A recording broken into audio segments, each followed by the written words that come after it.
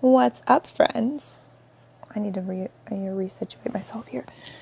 Oh man, I said I was done social media today because I just can't deal with people at the moment. But here we are. So I just wanted to share a really beautiful concept.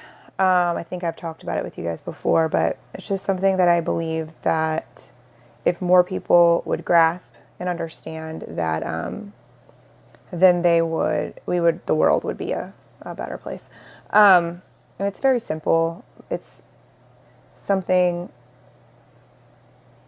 that, again, I think we're taught in kindergarten. I keep going back to this whole concept. Like, I know there's that thing, I don't know if you read it, but it's been circling around forever, is, everything we need to learn, we learned in kindergarten.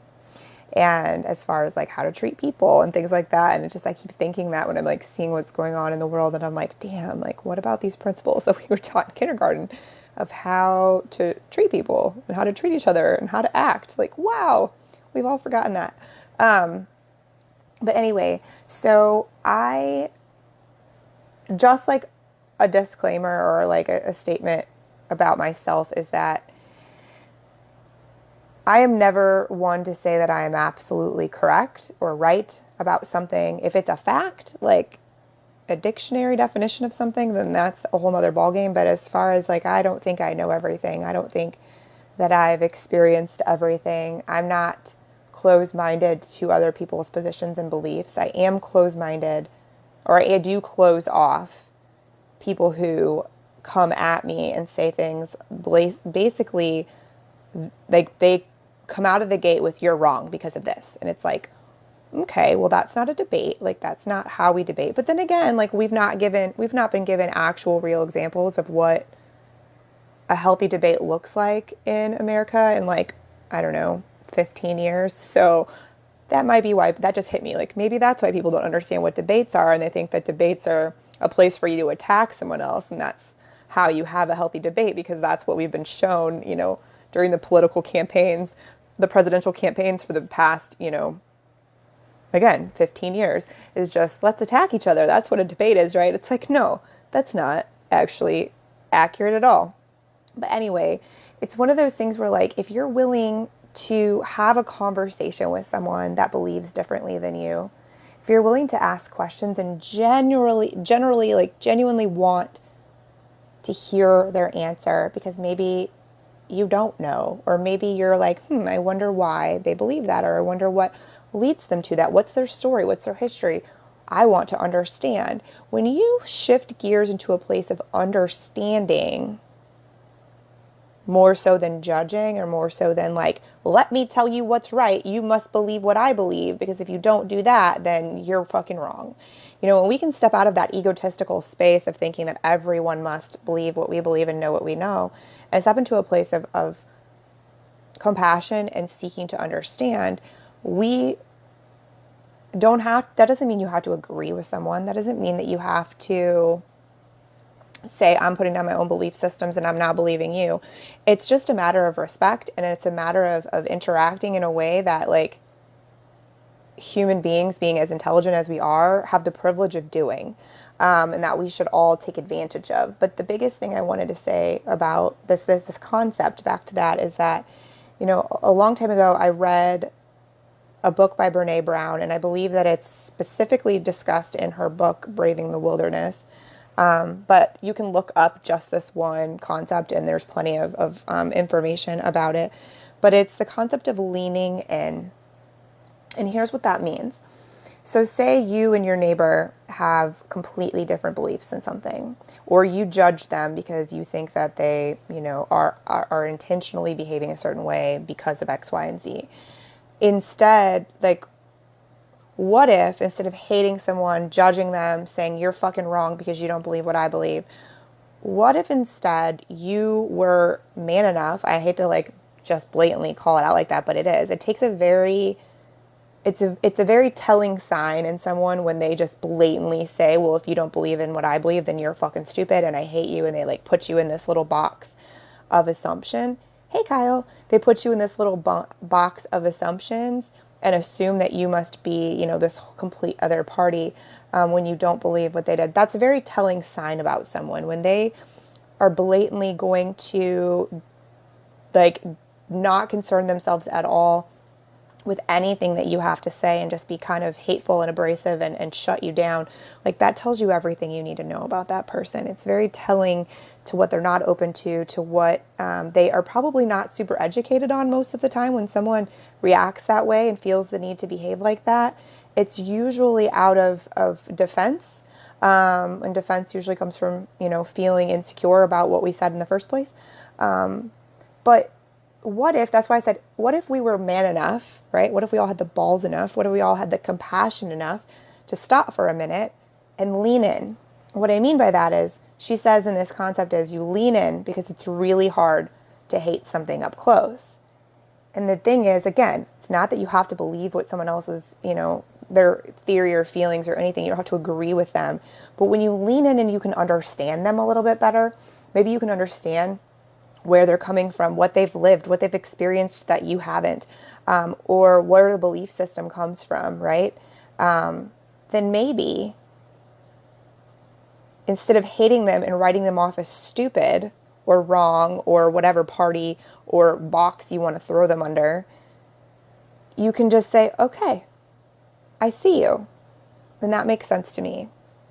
And then move fucking on with your life, right? Like, being hateful and abrupt and jumping down people's throats all the time, again, is a very tell sign of where you're at mentally and emotionally. But also, it is not worth anyone's time and energy. And don't get me wrong, I think we're all guilty of occasionally falling down that rabbit hole and having those types of interactions with people.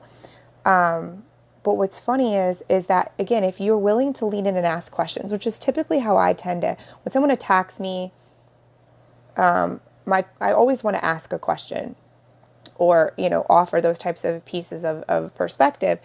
And, unfortunately, the majority of the time they're met by someone telling me that I'm stupid and uneducated and whatever it is that they want to say. And just, again, it's laughable. But what if they actually just opened up to an honest communication where they weren't being belittling, they weren't being rude and condescending in their statements, but instead, again, just having an open and honest conversation about two different people's experiences? We would all learn a lot from each other if we would take that concept and adopt it into our lives. Because again, you don't know what someone else is experiencing. Here's what's funny. You've been told your whole life, like, you don't know what battle that person is fighting. So don't, instead of being an ass to the random stranger in line, like, smile at them because you don't know how much they might be falling apart, like on the verge of falling apart. You might, like I was telling my mom the other day about like her workplace, and some people, I'm like, Mom, you don't know, like that girl could literally be going home to an abusive relationship every single night. Like, she could be walking back into her house and being beat up, verbally abused. Maybe she doesn't have electricity. Like, you don't know what people's personal situation is, and nor is that you can't take on every single person's problems, and that's not what I'm getting at. But like, maybe if you just took a minute to remind yourself that you don't really know where she is and where she's coming from, it's a lot easier to find compassion for that person and just let that be versus judging and hating and letting them rally you up when you take on that concept of belief and that approach with things. And so that concept of leaning in so that you can understand someone else's situation or perspective or thought pattern differently, because it's a lot harder to hate someone up close. So I could go down the racial train with this really deeply, but from my own personal experiences, not from like what's going on in the media, but stuff that I've experienced my whole life. But what I'm going to share is just a really like kind of broad, and hopefully this brings the point home. So I have a friend. We're just going to say, okay, here's what we're going to tell you. I have a friend that will blatantly say that she does not like the use of handguns or handguns in anyone's possession other than law enforcement. Like, she doesn't really care if you have a gun, like that's okay, but she just doesn't want to talk about it. She doesn't want to see them. Like, it's something that she just feels very strongly about. Not standing behind is individuals having handguns, okay? And so in that concept, everyone that she says that to assumes that she doesn't support the Second Amendment, that she must hate all people that have guns. She must be a Democrat, right? I mean, obviously. She must be a Democrat. She must hate all people that aren't just like her and must assume that guns are bad, not people are bad, and that we should take away all gun rights. Like, because she said that she does not like how easy it is for everyone to have a handgun accessible to them, that must mean all of those other things. That's what everyone assumes about her and assumes about that statement, and then goes on to place her in this category, in this box, right? Of that must be why she says that. If you lean in a little closer and you ask her, hey, so what is it about handguns that you don't like? Her reaction or her answer, which she probably wouldn't tell you, but I know the answer, maybe she would, I don't know, is that she witnessed someone shoot themselves with a handgun. Someone that she loved. She saw them have a handgun easily accessible and commit suicide. She walked in. Traumatizing, to say the least, right? So I think she's got a pretty good reason to feel like there needs to be a little bit different, access, or just in general, she doesn't like that most people have handguns around, because they are accessible to other people other than the owner or whatever it might be, right? So in that instance, like, when you find out that truth, do you hate her? Do you think she hates you because you believe in the Second Amendment? Do you think that she's a Democrat and must hate everyone who is a gun-toting American? Do you think she judges all of you for owning a gun? Like, do you now still think that after learning her reason, her experience, her own personal agenda behind not necessarily loving that, the handgun situation? Like, does that make more sense to you? Is it easier to now that you understand, can you have compassion for her versus hating her? Do you see what I'm explaining here? And like, this is a concept you can use across the board. So instead of just hearing one statement from someone and deciding that you're going to place them in a category and have all these judgments and hates toward them, and place them on the list of people who don't believe like you and must not agree with the fucking thing you're saying, what if you just leaned in? Imagine how much more peace you would have, but imagine how much better of a person you would be if you weren't walking around begrudging every motherfucker you looked at and placing them in a category because they don't believe like you. Imagine that. Talk about power. That's what I think is so funny. So many of the people on my timeline I see are so much about power and personal power, personal power, personal power, but they miss this concept. They miss the concept of being able to look beyond the end of their nose or their little circle of friends and realize there's a great big world out there that has experienced life very differently than they ever have, experienced things that they've never even known, or and most likely never will. But they don't look beyond that to see the rest, other perspectives or other situations. And because of that, they stay small, they stay closed-minded, and they stay only in that circle. And that is like a little personal fucking hell that you put yourself in, whether you realize it or not. That's not freedom. It's not freedom to believe and have compassion for other people. See, because having compassion for other people takes guts. It completely takes guts. It takes perspective. It takes the ability to look at another person as a fucking human being and asking a question of them. Another thing Brene talks about a lot is the dehumanization of people, and how once we start dehumanizing people, we have genocide, historically speaking, in our country or in our world. And so it's that dehumanization of people. That's another thing you should do some research on and what that means. That's another conversation for another day, but it falls into that same category.